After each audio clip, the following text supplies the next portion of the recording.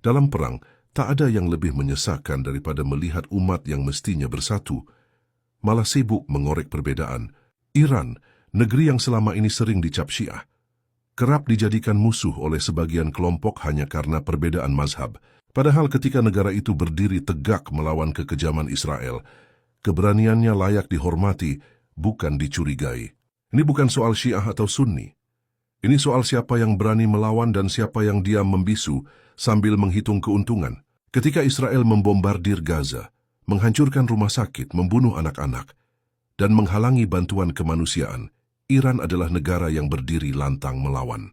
Dunia Arab yang mayoritas Sunni, sebagian memilih jadi penonton, bahkan beberapa bersalaman mesra dengan penjajah demi kontrak dagang dan persenjataan. Sudah saatnya kita berpikir jernih. Kalau ada seorang tetangga yang berbeda keyakinan, tapi datang menolong saat rumah kita dibakar, apa kita akan menolaknya karena dia tak sefaham? Perlawanan terhadap kejahatan tak mengenal mazhab. Keberanian melawan kezaliman bukanlah hak eksklusif satu aliran. Dalam sejarah Islam, ada banyak contoh ketika umat yang berbeda pandangan bisa bersatu untuk membela kebenaran.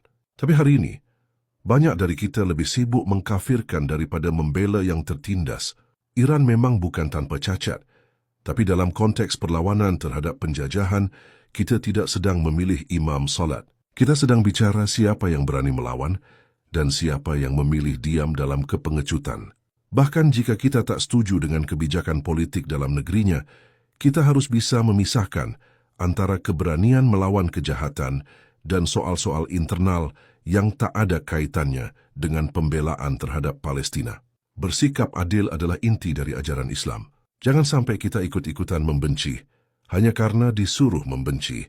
Jangan sampai kita menutup mata terhadap kebaikan, hanya karena datang dari pihak yang selama ini kita jauhi. Hari ini Iran menunjukkan bahwa di dunia yang penuh kepengecutan diplomatik, masih ada negara yang berani bicara lantang.